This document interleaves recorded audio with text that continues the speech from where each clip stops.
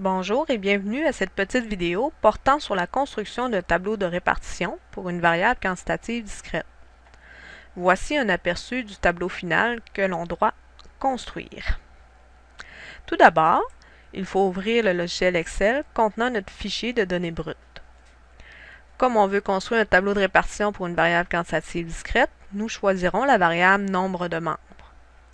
En un premier temps, vous devez sélectionner de cette façon tout votre échantillon contenant toutes les données, incluant les titres.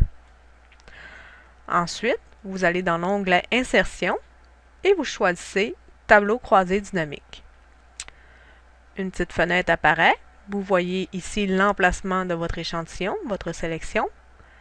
Ensuite, vous devez indiquer l'emplacement de votre tableau. Donc, on choisit Feuille existante. Ce que je vous conseille, c'est d'aller la placer dans une feuille autre que l'échantillon. Donc, je vous conseille également de vous laisser de l'espace pour votre titre. Donc, débuter, par exemple, votre tableau à la 3e ligne.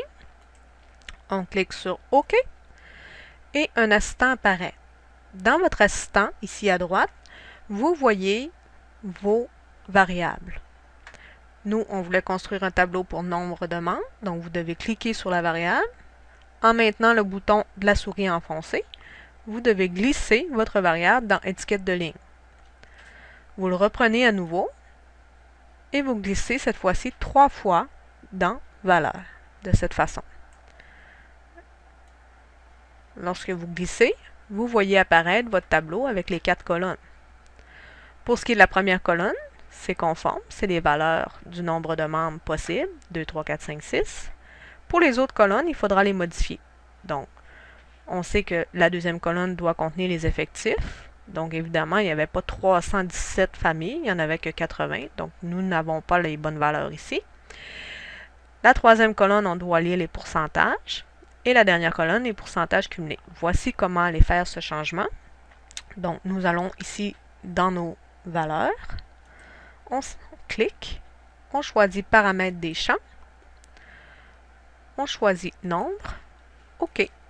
Donc, dans ce cas-ci, notre deuxième colonne, elle est maintenant en effectif avec nos 80 familles. On s'en va maintenant dans le deuxième. Paramètres des champs.